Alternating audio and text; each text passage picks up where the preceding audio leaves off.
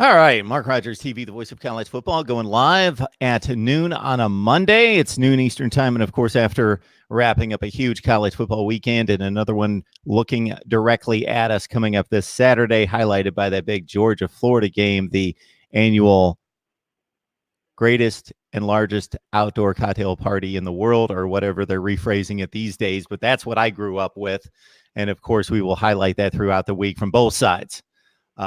Want to let you know that we got Bo Nix on the line. Bo is a huge Gators fan. He is a member of our Voice of College Football community. And so I've mentioned this a number of times during our live streams, is that we've got a community over on Patreon that we term the Voice of College Football community. What we have available for you over there are my weekly predictions. I didn't have the greatest of weeks this past week, but it was still good enough to make you some money at 13-10 against the spread if you run the numbers. And 14-7 the week before. So the predictions are just a component. In addition to that, what we're looking to do is just build a community there of hardcore college football fans where we can kind of carry on the conversation over there. And I think a number of you understand the vision that I have here and the revenue streams that we're building to help the cause. So what I've also offered there is an exclusive live stream to anybody who wants to jump on and talk college football with me. And I'm offering that one per week. And we've done this about 7 or 8 times. And this is the first one that's going to be available to you here on YouTube. And we got Bo Nix on the line. Bo, how you doing today? I'm doing well. I appreciate you having me on, and I'm looking forward to it. Absolutely. This is a whole lot of fun. So we ran a poll of sorts when I first contacted many of you. And about 20 or 25 of you, it was pretty overwhelming when I asked, what would you want to do? What could I add? What kind of features could I add that would be meaningful and valuable? They said it would be awesome if we could do live streams and talk to you just like your guests, bloggers and broadcasters come on and talk to you. And I said, oh, that's a great idea. Let's do that. So again, we've done it about 7 or 8 times, but this is the first time we're broadcasting it live here. Bo, you're a huge Gators fan. I want to get your background on why the Gators, how you became a Florida fan. Okay, it's a pretty unique story. So my dad and myself were from Pensacola. He went to Scambia High School, same high school as Emmett Smith. Back in '88, I believe it was, I was 3 or 4 years old. Dad took me to a high school game, and I got to see Emmett Smith play. It basically changed my life. I seen a man play with boys, just running around, run through everything. He was an outstanding football player. I don't know, about a year or two later, my dad watching TV, Florida game on, he goes, "Son, that's the guy we watch play." And it just stuck to me. And then he went on to Dallas. I became a Cowboys fan. So to this day, I'm still a Gator and Cowboy. It's always fun for me to find out how people became fans of certain teams, because a lot of the time it's just like me. I'm an Ohio State fan. I grew up in Ohio. It's all around me. It was a pretty standard story, but a lot of people have unique stories like you. And so Emmett Smith and the Dallas Cowboys. Are you still a Cowboys fan now? Yes, sir. I still am. I still follow that circus. I don't publicly wear memorabilia or merchandise for them, because it is a circus half the time. Even when they're bad, they still get way too much publicity. But I went to the University of Florida, so I support them all the time. Still paying them for when I went to school there. So I feel like I deserve that. So you would have been there about 12 to 14 years ago? I was there for the Tim Tebow area. I was there 06 to 09. Good timing. Went two basketball championships, 2 football championships. Walked on the baseball team, got cut, played on their club team for a little while, got offers to go play a bunch of small Division II schools. But I always wanted to be a Gator, so I decided to stay there, and I get my degree from UF. That's very cool. So from the time Emmett Smith obviously broke onto the scene at Florida, then you had the Steve Spurrier years. You had a very great run during the 90s, highlighted by the national championship run. A few down years to a certain extent under Ron Zook, but his record wasn't anything awful. Decent, but obviously between the Spurrier and Urban Meyer eras. So I'm going to guess that the most fun that you had was probably during that time being actually at school on campus, going to the games in the middle of it, especially winning at that level. But what else highlights when you look back, what are the fondest memories? for some reason, I've always been a defensive fan, even though Florida's been known for their offense. So, their safeties and corners from Fred Weary to Lito Shepherd, all of going back to Reggie Nelson, I've always been drawn to the defense of Florida, believe it or not, even back whenever Spurrier was in his heyday. Obviously, I love watching points get put on the board. That's how you win the game. But watching their defenses and the way they ball hawk for so long was really my draw to the Gators, watching them on TV. Talking some college football, specifically the Gators, with Bo Nix. He's a huge Florida Gators fan, attended school there, as we just learned in the last couple minutes. And Bo gets this opportunity as part of our Voice of College Football community. He contributes over there on Patreon. You can grab the link in the description section below. All right, so we got a big game coming up this weekend, and it's a game that I remember pretty well last year of being a tight game until about 10 or 12 minutes left. And I believe it was a 1-point game at that point. Do you have any thoughts right now about your chances in this game? And are they different than they were in the offseason when Georgia just seemed like the pretty overwhelming favorite? Yeah, going back to last year, I feel like we had so many chances, including the first play of the game. I don't know if you recall, we did a flea flicker, and I think it was Van Jefferson's wide open down the middle of the field, and Felipe Franks just overthrows him. And there were just multiple things during that game that Franks just couldn't connect with or couldn't make happen. And by the end of the game, we made a few mistakes and we ended up losing. Going into this year with Trask as a quarterback, I don't see him ever making those many mistakes. He will make a mistake here or there, but it's not one of the ones that you look back on as like, dang, if he would have just done that.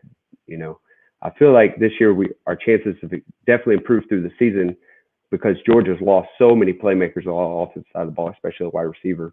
And our corners being who they are and how they can basically man up, I feel like we're going to be able to stop the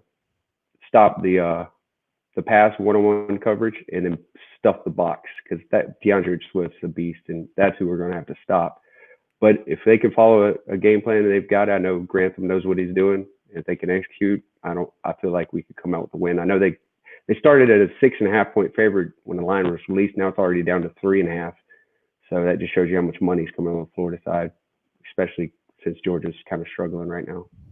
So that's moved that much. We're sitting here at noon on Monday. I want to say it moved the 3 points within an hour after releasing the 6.5. I don't know that. Yeah, I don't know if it's a lot of money came in or they just realized they made a mistake with putting it that high. But three numbers that quick that's a little fast. Bo, you touched on Kyle Trask. Are you happy with his play? I am. I'm very happy with him. He reminds me of, somebody that, back in the 90s when you had quarterbacks stay, they would stay the full 4 years before they would go. They wouldn't try to transfer right out. And I think it's a great example of what devotion and, he's so dedicated to the team. Him staying there through all the coordinators and different head coaches, it shows his maturity. And I feel like he can command the field. He's 6'5", big guy. He can take the hits. He makes the throws. He's got a good head on his shoulders. I really enjoy watching him, and I'm proud. He's our quarterback. We're kicking around some Florida football talk with Bo Nix. Bo is on the line with us. He's a member of our Voice of College Football community, so you can sign up in any of the description sections of any of the videos. Just grab the link, Voice of College Football community, and what we do over there is provide our predictions on a weekly basis. And I know that I've talked about that and I've put that out there because obviously we're right in the middle of football season, but I don't even consider that to be a main draw of what we're trying to do over there. So I think this is really at the core of that. And that gives me the opportunity to talk to you each and every week. So we're offering an exclusive live stream to anyone who wants to pick up the offer. And we've done about 8 of these, and the other ones I just kept private over on Patreon on our Voice of College Football community. And this is the first one we've done live on YouTube. So, Bo, for that, I thank you because I know that you didn't know exactly what you were getting into. So I thank you for doing that for us. But I just wanted to give everybody an opportunity to see what the offer is and what we're trying to do over on Patreon at our Voice of College Football community. So thank you for that. Oh, you're welcome. I'm just proud to be here, and I've been watching the channel for over a year now. I'm one of those lurkers that just check in probably every video you've ever made. I watch all of them, including the weekly Florida State and Miami shows you do.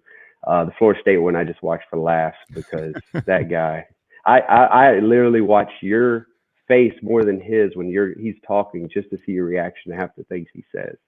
It's just pretty I hilarious. sometimes just, I just can't wait to jump on the comment, and sometimes he doesn't shut up for about 10 minutes. And I love Jason Parker, Jason, yeah. from Chop Chat. So And I then, continue to have him on. So, but we have a good time going back and forth. But he goes outside the box, and I got to say that I'm really feeling good about as Louisville continues to play above their expectations with Scott Satterfield, and of course Willie Taggart continues to have his struggles.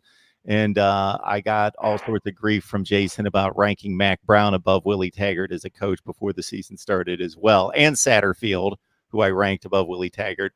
yeah, But they seem to be doing a decent job. they're doing. And Cam on the Miami show, he's awesome. I like listening to him. He's very objective about everything, but you can see his colors bleed through a little bit, but he always stays in check, and it's very enjoyable to watch him. Yeah, he's a good guy. So we do these live streams, as Bo's referencing, on Wednesday night, 7, 8, 9 o'clock. Ohio State at 9 after our Florida State and Miami talk. So how do you phrase and what's your perspective on that triangle of rivalries there that you have to deal with? You don't play Miami often. It's nice that you got the wins, so you can kind of have those bragging rights for quite some time. You don't have to deal with them like you do Florida State each and every year, which, again, I don't know if you've heard me comment. I have a great respect for Florida State and Florida in particular in regards to scheduling, and a few other teams across the country. Stanford's schedule is extremely difficult, non-conference. USC does. But in terms of having that one game that you have to play, and if they ever got away from that game, the state would probably sink into the Atlantic Ocean. It just wouldn't happen. So then they go and schedule somebody else difficult. Florida State always does it. Florida almost always does it. Sometimes you haven't, but you've got that one, what should be almost always a difficult Power Five, and you still go out and schedule Michigan or whomever else in the non-conference. So I think that's to your credit. Yeah, we're actually it's signed as state legislator that we have to play Florida State every year. I'm not sure how long ago this happened, but I don't know if it's when we went to the SEC or anything like that, but I was hoping maybe we could do something like that for Miami, where it's signed that we have to play each other every year. I would love to play Miami every year. The recruiting aspect of it, really the trash talk, just being able to see your buddy, at work or, at the grocery store, and just be able to, talk a little bit about it. So it was nice to play them this year, just to have that edge again. I have a group text with some friends, and the 3 Florida guys in there and 2 Florida State. And I'm sure if we played Miami every year, there would be a couple of my friends from Miami in that group chat. But I look forward to playing them. It was fun playing them this year. It was an ugly game, but we got the win, so I was happy about that. But the hatred aspect of it all is, I don't say I dislike. It's just a game, but I root against Florida State 90% of the time. I root against Miami 99% of the time, just because I feel like they're the third program in the state, and they talk probably more than both universities combined about how good they are and how good they've been. Bo, how would you work that from a scheduling standpoint? So you've got the 4 non-conference games. You'd play Florida State and Miami every year. Would you just shut it down from there and play a couple FCS or Group of 5? Never see another really good team? No, yeah, you're right. I just would love to see that game. Maybe that's just a selfish side of my fanatic side, I guess. But we do always schedule that one FCS team every year, and I don't know why we do it. They don't sell out. They might sell all the tickets, but people don't come to that game all the time. Half the time it's at noon. It's September, and it's 99 degrees, and it's called the swamp for a reason, because it feels like you're just boiling, and it's unenjoyable. So being Florida, if you could schedule, if you could have Miami and then still schedule somebody else, like we just got Colorado on the schedule and Utah coming up. And I think Utah is in 2022 to 2023, somewhere around there. Teams like that, that would, and just drop the FCS team. I mean, we don't need to really be playing them. Plus, Scott Strickland, our AD, just went on Twitter posting that, he's asking all ADs, hey, let's do some scheduling. Any Power 5 teams want to schedule us? Let's figure it out. You know, he went publicly about it. So I think we're trying to get away from the FCS. So, Bo, you hired Dan Mullen. Chip Kelly was much ballyhooed and talked about as kind of the star recruit of the coaching carousel for that particular season, but you may have dodged a bullet there. Not that he's not going to do something with UCLA eventually, but I just think the Dan Mullen thing, and I'm not saying this after going 10-3 and off to a great start this year. I said it at the time. Just a great fit for the program. He understands the environment, the culture. He's been there. He's coached. He's been in the SEC. He's taken less talent. And less resources and so forth at Mississippi State and won 8 and 9 games a year. It just seemed like a great fit. And so I want your thoughts on the hiring at the time, how you felt, and if you've changed your mind or feel a little bit differently about it right now. So at first, when I heard the Chip Kelly, all I could think about was Oregon back in the day and how great they were under his offense. So obviously I was excited about Chip Kelly. I knew Scott Strickland was the AD at Mississippi State before coming to Florida. He's the one who hired Dan Mullen. So I knew Dan Mullen was always going to be a candidate. And I was happy with Dan Mullen if we would have hired either two. But Chip Kelly was definitely just seemed like a home run hire at the time. Obviously, now looking back, I feel like we did dodge that bullet. But Mullen definitely, even when he was at Florida, he could always recruit decently well. You know, he's never known as a home run hitter, but his just developing a quarterback, developing of the offense. And since Meyer left, we've really struggled at identity on offense. And I felt like we needed an offensive guy to come in and mold Florida back into, you know, the fun and gun or the spread or something, you know, something like we were with Meyer or Spurrier, because just being adequate on offense for so many years left a bad taste in my mouth. So I was really happy with Mullen, and the way he just takes a 2- and 3-star players and just transforms them into these superstars is amazing to me, because so many coaches get those same quality players. And I mean, if you look at Florida State, their roster is a top 10 roster, but they don't play like a top 10 team. So that's why I think Mullen was a great hire. So Dan Mullen had his hands on that first recruiting class when he first got the job. Obviously, he didn't recruit those guys from the start, but had to wrap up that class. He's had the one full cycle of signed players after the 2018 season, and now he's working on the next class of 2020 and 2021. So I don't follow recruiting that well. I lean on guys like you. You see where I bring recruiting people on all the time, because it's obviously very, very, it's at the core of building college football programs, and we need to talk about it. I just can't keep up with it. So I lean on guys like you. So your thoughts about what he's doing in 2020 and just his overall approach, if you see any difference between what he did versus Muschamp, McElwain in recent years. Yeah, his quality of player on the offensive side of the ball is a little higher. When you look at the ratings and what they say they're rated as, or their stars. His defensive side is still about on par. The only position he's really struggling at is getting the big time players or safety. He's just not recruiting at a higher level as the previous guys.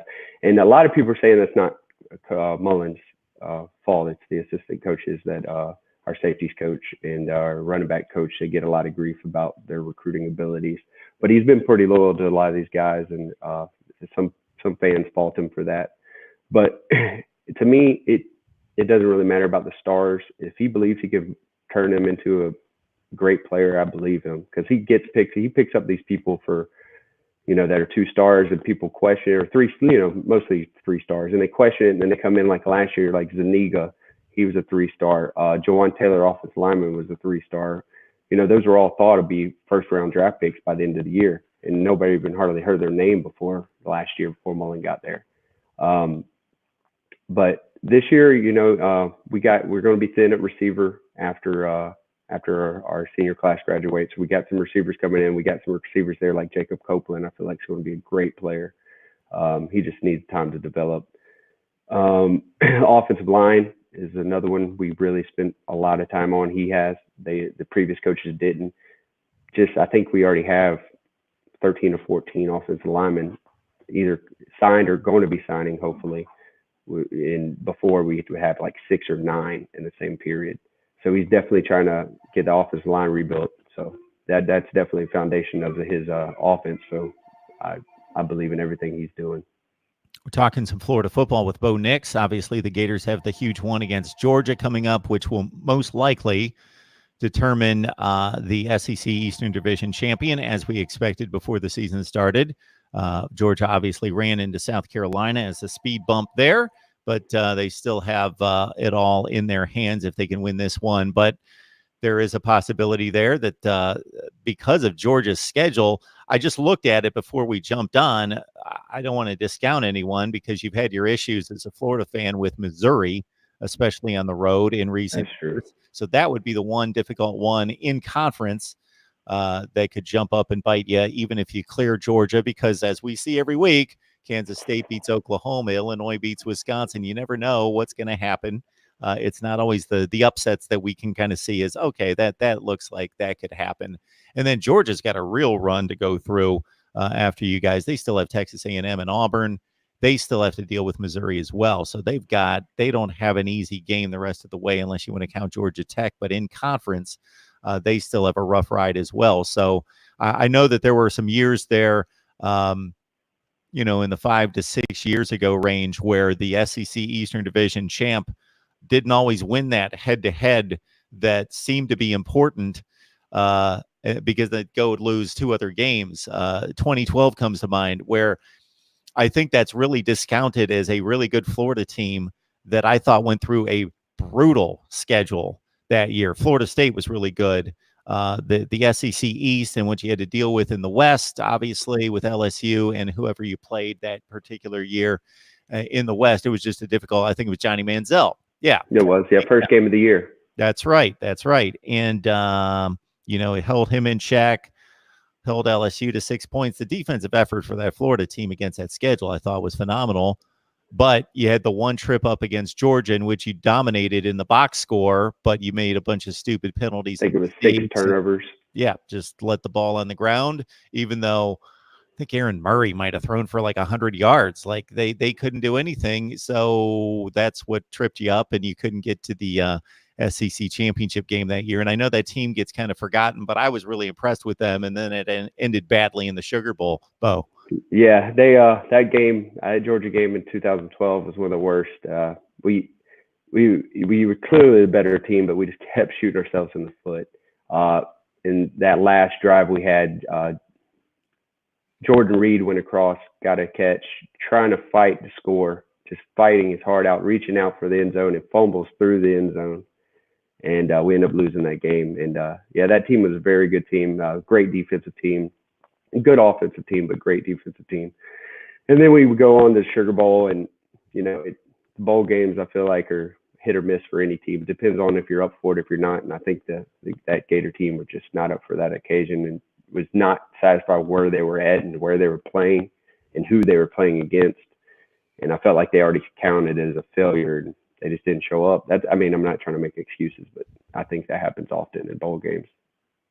Yeah, so I talk about that and address that every postseason. I certainly think it's a factor. And so sometimes I'm misinterpreted in regards to, I believe it's a factor. I just don't think it's an excuse. You it's not an excuse. You play for these players and fan base. It's usually the fan base. It's not the players that say, we didn't show up because we didn't care.